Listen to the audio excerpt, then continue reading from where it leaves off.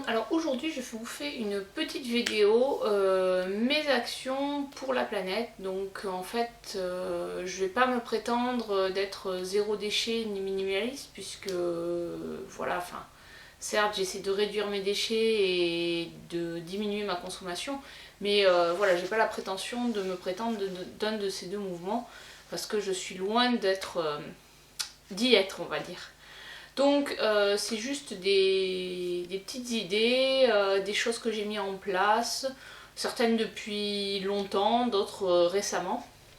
Et à la fin de la vidéo, je vous dirai un peu les projets que j'ai, ce que je souhaite mettre en place pour réduire encore un peu plus mon impact, on va dire, sur la planète.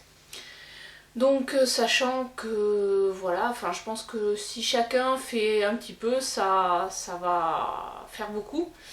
Voilà, chacun, c'est les petites rivières, les petits ruisseaux qui font les grandes rivières ou quelque chose comme ça. Voilà. Donc j'ai fait ma petite liste pour essayer de rien oublier. Je vais partir de ce que j'ai changé au niveau notamment par pièce un peu, et vous dire ce que j'utilise comme alternative plus durable. Voilà, donc n'hésitez pas à me laisser en commentaire ce que vous avez mis en place, ça peut donner des idées.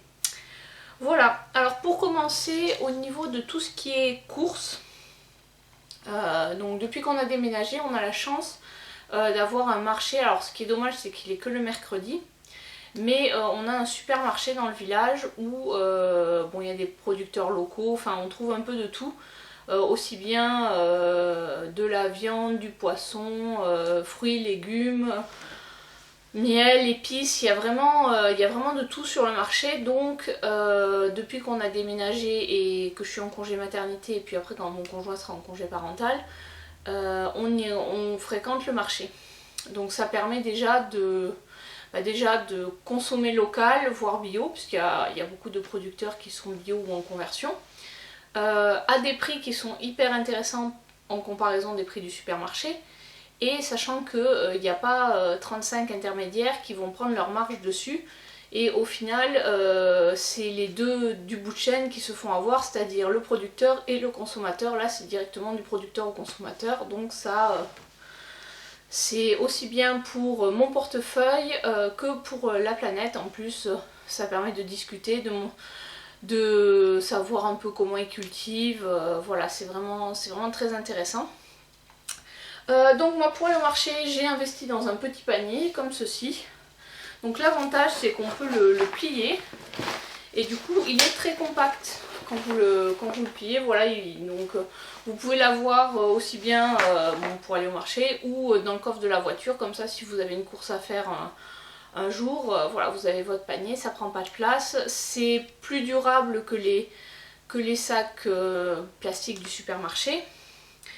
Et voilà, en plus je crois qu'il y a une attache qui permet de le fixer au vélo, comme bon, je fais pas de vélo, ça malheureusement j'ai pas la possibilité d'aller au bureau en vélo, mais bon voilà.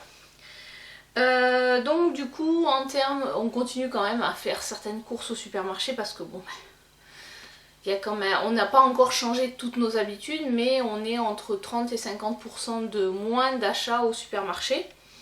Ensuite, qu'est-ce que j'utilise? J'utilise ces petits ponchos pour tout ce qui est fruits et légumes plutôt que d'avoir des sacs. Donc ça c'est à table, la marque qui les fabrique. Donc il y a différentes tailles, ça c'est le petit format, et il y a un format plus grand, notamment pour tout ce qui est salade ou quand on achète en grosse quantité. Alors ça, si vous êtes un peu couturière ou voilà, si vous êtes un peu habile de vos mains, ça peut facilement se fabriquer. Moi c'est pas mon cas, donc j'ai préféré les acheter. Ensuite, oui, des fois je prends également en vrac dans les magasins bio, bon ça c'est du classique. Au niveau aussi de tout ce qui est vêtements, notamment vêtements pour enfants, j'achète énormément d'occasions. Donc de deuxième voire troisième main, et là je vais surtout sur la marketplace de Facebook, parce qu'en fait avec Vinted les prix sont moins intéressants sur Vinted, en plus il y a l'expédition, tout ça. L'avantage de la marketplace de Facebook ou du Bon Coin, c'est qu'en fait on est directement en relation avec les vendeurs, on peut aller voir les pièces et si ça nous plaît ou pas, et voilà. C'est quand même puis voir la qualité qu'on peut pas voir quand on achète sur internet. J'achète également des fois dans les vides-greniers, choses comme ça, des fois on trouve de bonnes affaires.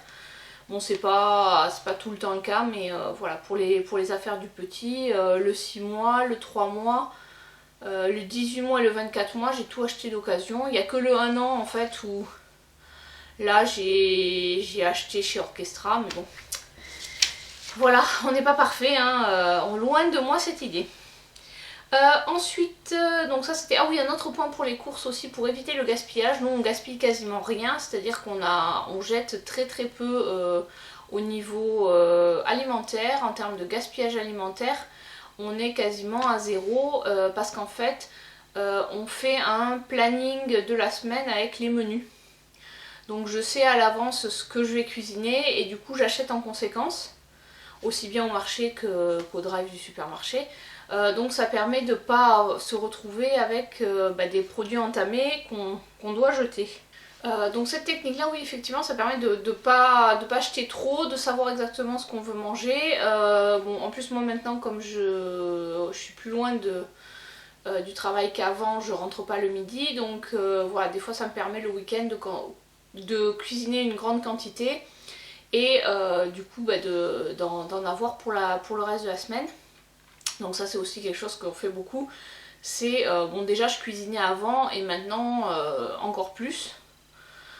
Donc ça permet d'acheter des produits bruts qui sont moins chers, et surtout je fais vraiment attention. Autant maintenant je fais attention à ce qu'il y a dans les cosmétiques, autant depuis très longtemps je faisais attention à ce qu'il y avait dans les produits qu'on achète au supermarché. Je regarde toujours la composition du produit. Notamment parce que j'ai des allergies alimentaires, mais surtout, surtout pour éviter tout ce qui est additif et exhausteur de goût, quoi. J'avoue que ça c'est pas... voilà, ça fait aussi partie des choses... les yaourts c'est une catastrophe, quoi. Enfin, pour l'instant je suis pas encore passée à la fabrication de mes yaourts, mais quand on regarde, on prend un produit, on croit que c'est un yaourt. Quand je vois qu'ils rajoutent de l'amidon de maïs dans le yaourt, ou de la gélatine, ou je sais pas trop quoi, non, un yaourt c'est du lait, des ferments, un peu de sucre si on veut le faire sucré. Il n'y a pas besoin de rajouter 35 000 ingrédients, quoi. Enfin, l'industrie agroalimentaire, ils font vraiment des fois, j'ai l'impression, n'importe quoi. Donc c'est hyper important ça aussi, de regarder les compositions, parce que mine de rien, ce qu'on mange, c'est quand même ce qui peut jouer sur notre santé de manière importante. Donc voilà pour la parenthèse un peu cuisine. Est-ce que... Oui, après on va parler salle de bain. Donc dans la salle de bain, qu'est-ce que j'ai remplacé? Alors depuis... ouais, ça fait quasiment 6 ans, je crois que ma première commande c'était en 2013 ou 2014. Je suis passée au coton lavable, enfin au carré démaquillant. Donc les premiers, je les ai pris sur les tendances d'Emma. Je vous mettrai le lien en barre d'infos. J'avais acheté un premier coffret, j'avais d'abord acheté les 3 cotons pour tester, et ensuite j'avais commandé un premier coffret, j'en avais commandé 2 en fait, un je crois bambou et un autre eucalyptus, et j'avais mélangé les deux, et du coup j'en avais offert un à une amie, et j'en ai aussi recommandé pour ma mère pour un Noël. Donc j'en avais commandé aussi un coffret à ma mère pour un Noël, mais je crois qu'elle a un peu de mal à y venir. Voilà, au début j'utilisais, j'ai eu un peu de mal à m'y mettre. Les premières années je continuais à avoir du coton. Aujourd'hui j'achète du coton, c'est vrai, des fois quand je pars en voyage, parce que c'est plus pratique que les lingettes démaquillantes. Alors maintenant je fais attention de prendre souvent des filières responsables qui font gaffe aux ressources, etc. Donc j'achète pas n'importe quoi quand j'achète du coton jetable. Mais voilà, maintenant j'utilise, on va dire à 99% des cotons lavables. Ensuite je suis passée depuis 1 an et demi aux serviettes hygiéniques lavables. Celle-là c'est la marque Vims ou un truc comme ça. C'est hollandais je crois, je sais plus. Je vous mettrai pareil le lien en barre d'infos. Donc j'ai testé, moi pour commencer c'était un pack où il y avait 3 serviettes nuit, 6 serviettes jour et 3 protège-slip.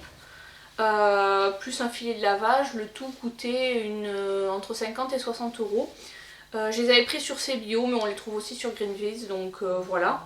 Parce qu'en fait je voulais pas partir sur un investissement trop grand. J'ai vu qu'il y avait les Anapat qui avaient l'air pas mal, mais pour une semaine je crois qu'il y en a pour 180 ou 200 euros. Donc je voulais déjà tester le produit avant de faire un gros investissement. Sur celle-là j'avais regardé les avis et elles avaient plutôt de bons avis en termes d'absorption. Et voilà, donc j'en suis vraiment satisfaite. Bon là j'ai été portée un peu moins puisque avec les grossesses et tout, mais bon les protège-slips ça sert toujours quand on a des petites pertes blanches. Donc voilà, là en termes de lavage elles n'ont pas trop bougé. Ça se lave bien. Alors moi je les rince à l'eau froide après utilisation, tout de suite après. Et ensuite je les mets avec le linge classique. Et je pense que je réinvestirai dans d'autres, justement les Anapat, peut-être que j'en achèterai quelques-unes, notamment des supplémentaires pour la nuit, parce que bon pour le jour ça va à peu près. Voilà, j'avais testé ça fait longtemps parce que je l'ai acheté quand j'étais encore en Bretagne, donc ça devait être en 2010. J'avais acheté la cup menstruelle. À l'époque on n'en parlait pas beaucoup, c'était compliqué d'en trouver. Donc la mienne elle se présente comme ceci. C'était de la marque Moon Cup. À l'époque il n'y avait pas 35 000 marques. Voilà, bon elle est un peu rougie depuis le temps que je l'ai. Maintenant je pense qu'elle est un peu petite pour moi puisque celle-là c'était une taille quand on n'a pas eu d'enfant, etc. Donc il faudra peut-être que je la change. Après j'avoue que je préfère les serviettes que la cup parce que c'est plus facile à gérer quand on est en extérieur les serviettes que la cup. C'est jamais évident à changer, ou alors faut penser à prendre une bouteille d'eau pour la rincer. Donc voilà, je suis pas une fan de la cup. Après ça c'est chacun ses goûts on va dire. Donc ensuite pour les oreilles j'avais testé en remplacement du coton-tige l'auriculi. Donc voilà, c'est une espèce de petite curette qui permet d'enlever le cérumen au bord en fait de l'oreille quoi. Ça va pas dedans comme on a tendance à faire. De toute façon il faut pas aller dans l'oreille. C'est vraiment pour enlever le cérumen en trop sur le bord. Moi je suis pas convaincue parce que en fait moi j'aime bien les cotons-tiges. Après m'être lavé les cheveux c'est pour enlever plutôt l'humidité de l'oreille que le cérumen. Du coup je pense que j'achèterai des cotons-tiges en bambou, quitte après à les mettre, à les faire brûler dans la cheminée quoi. Enfin vu que c'est du bambou, soit à les mettre au compost, soit à les faire carrément cramer dans la cheminée. Voilà, parce que ça, mon homme aime bien mais moi ça m'a pas convaincu. Donc on en a un pour chaque membre de la famille, après avec des couleurs différentes. Ceux-là ils viennent de chez Lamazuma, je l'avais pris sur CBio aussi, mais on les trouve sur différents sites, je vous mettrai un lien aussi. Donc ça voilà, après je privilégie le savon solide pour les mains. Qu'est-ce qu'il y a d'autre aussi? Donc les auriculis c'est fait. Voilà, je me tourne maintenant plus vers des produits bio ou certifiés. Ah oui, sur les robinets dans la salle de bain, j'ai mis des joints économiseurs d'eau. Alors ça c'est hyper intéressant parce que moi ça m'a permis d'économiser sur un an. Quand j'étais toute seule, je payais à peu près 150 ou 180 euros de facture d'eau à l'année.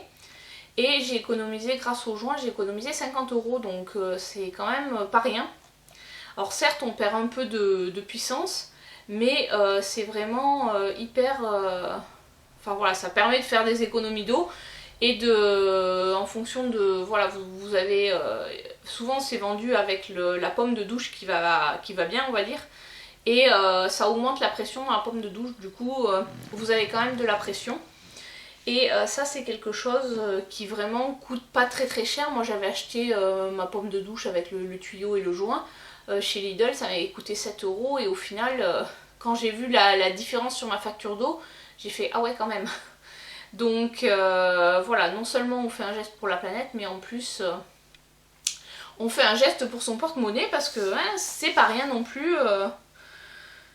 Faire des économies, c'est toujours intéressant, ça permet d'acheter autre chose. Alors, au niveau du petit chat, du bébé, et bien avant qu'il naisse, j'avais déjà acheté des lingettes lavables et j'étais pas forcément hyper convaincue au début parce que je me suis dit bon, on va voir quand même pour le change et tout, avec le caca, le machin. Donc j'en ai pris, les premières c'est les débarbouillettes des Tendances d'Emma qui font 15-20 cm, elles sont pas toutes la même taille mais elles sont assez grandes, enfin voilà par rapport à ma main la taille qu'elles ont. Elles sont assez grandes, à la base ça sert plus, ce qu'ils appellent des débarbouillettes, c'est pas forcément pour le change, c'est pas des lingettes mais j'aime bien la grande taille, ça permet hop, de pouvoir utiliser un côté, plier, finir avec l'autre côté et après hop on met ça au lavage. Et j'avais trouvé aussi les... J'arrive pas trop à lire, ça s'est effacé, les Chicky Whippers. Ou Chicky Whips. Enfin, je vous mettrai pareil le lien en barre d'infos.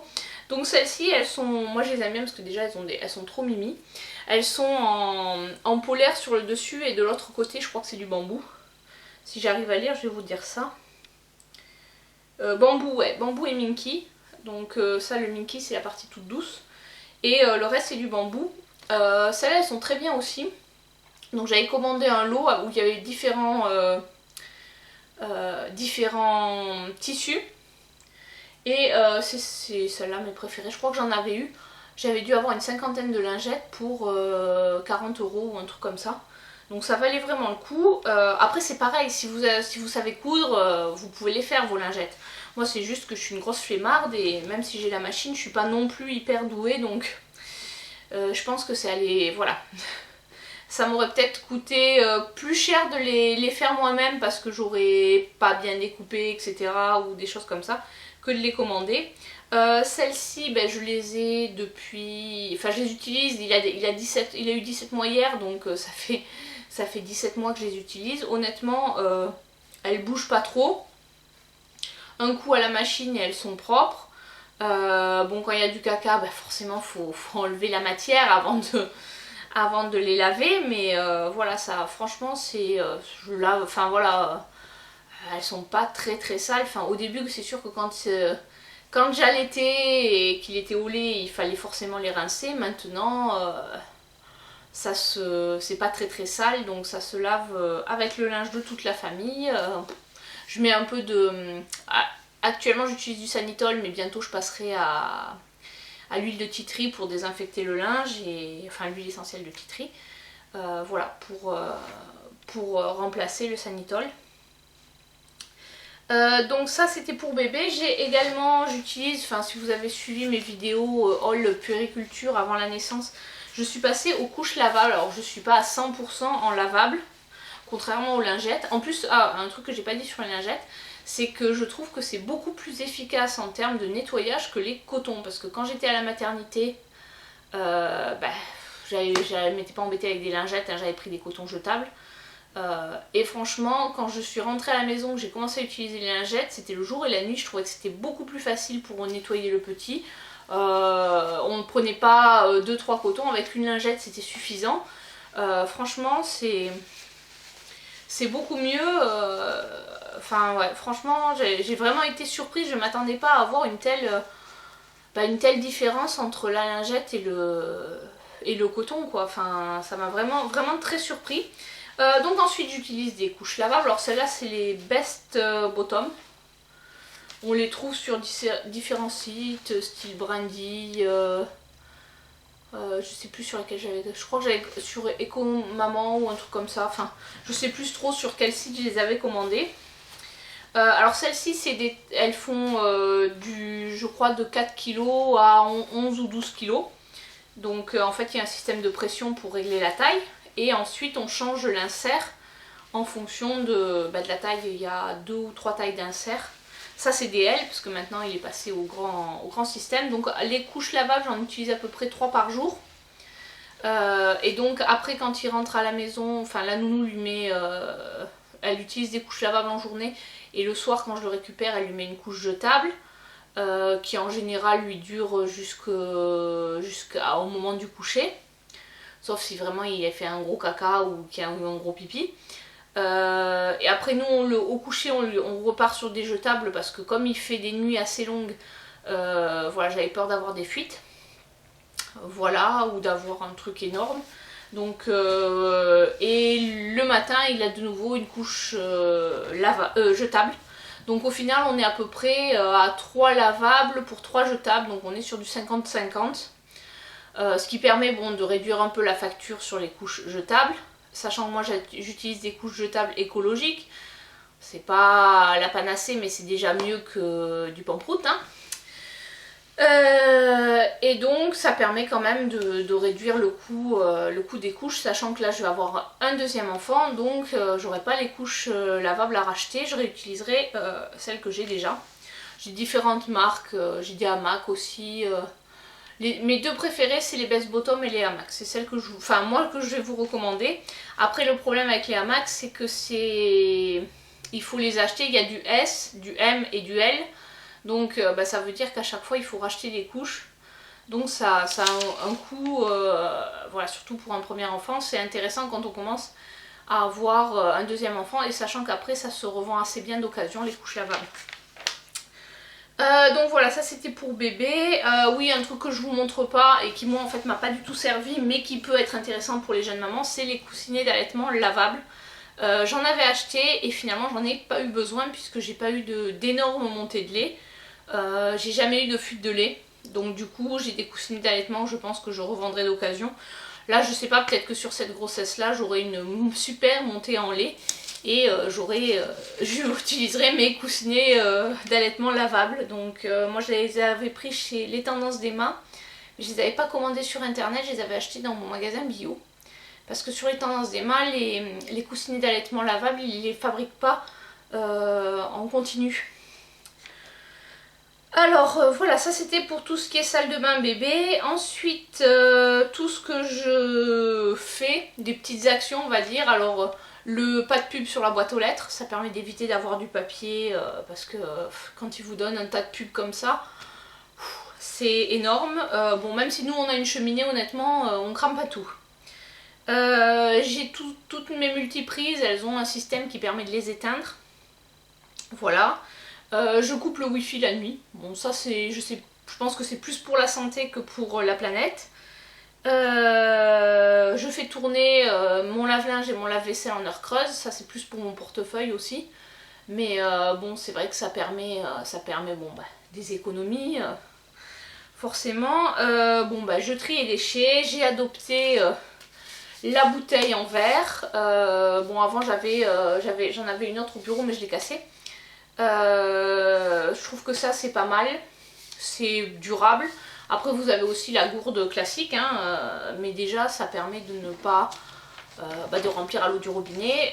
C'est vrai que là où je suis pas bonne c'est que pour le petit j'utilise de l'eau minérale et elle est en bouteille.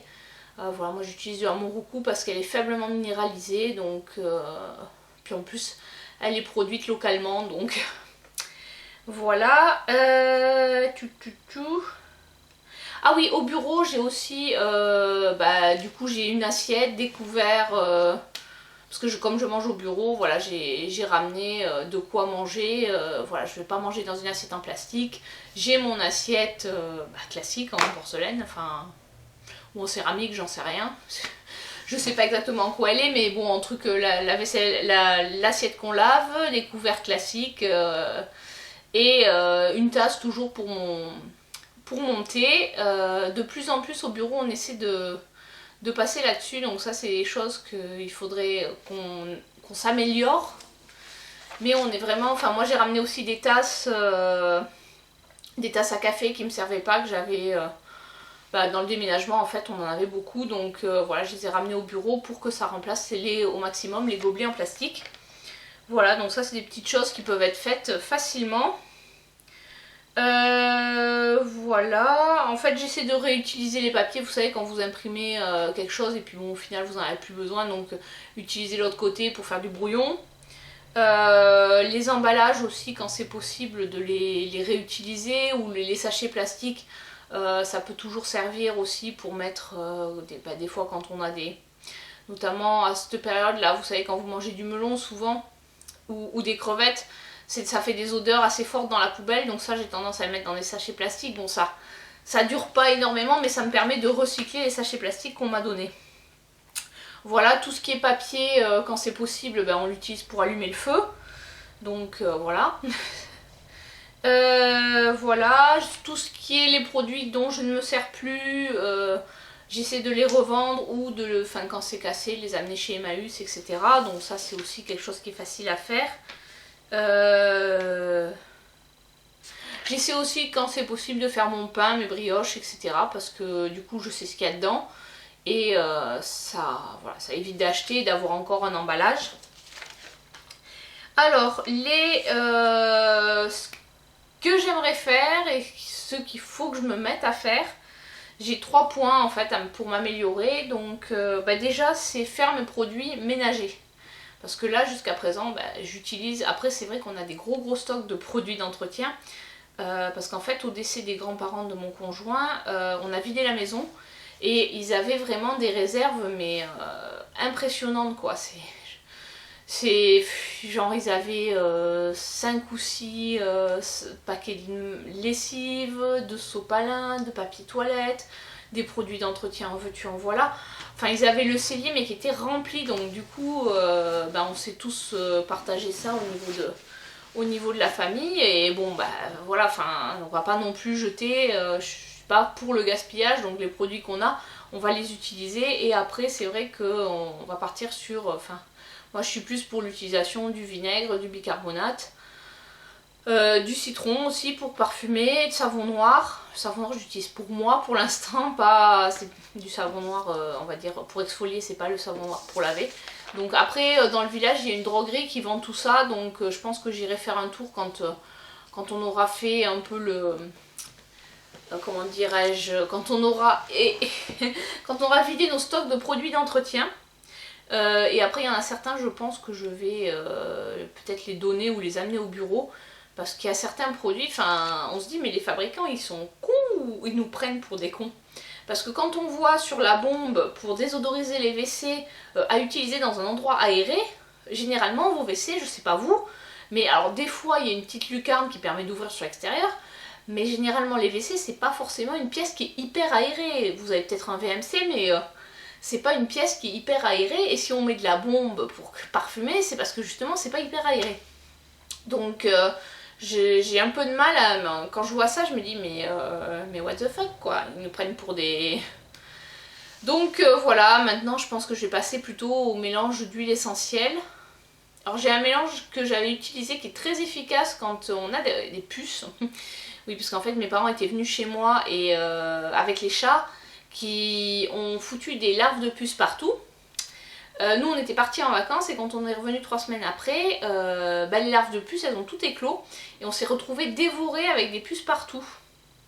Donc ce qui marche super bien c'est un mélange avec de l'huile essentielle de clou de girofle, un petit peu de vinaigre et de l'eau. Ça avait super bien marché pour repousser les puces, et après on passe l'aspirateur pour aspirer vraiment tout partout. Ça les avait permis de vraiment enlever ça, et du coup c'est un mélange aussi que je pulvérise dans la poubelle quand il y a des odeurs. L'huile essentielle de clou de girofle ça sent très fort, et en plus c'est un répulsif contre les insectes, moustiques, etc., mouches, donc ça permet de masquer les odeurs. Voilà, ensuite le truc que j'aimerais tester, essayer, c'est faire des tawashi. Enfin je sais pas si vous trouverez beaucoup de tutos sur internet. Les tawashi c'est des éponges qui sont faites à partir de vieux vêtements. Ça peut être des chaussettes, ça peut être des vieux t-shirts qu'on coupe. Et en fait c'est tissé et ça fait une éponge. Donc je sais pas trop ce que ça vaut et j'aimerais bien essayer. Donc voilà, et ensuite c'est passer au composteur.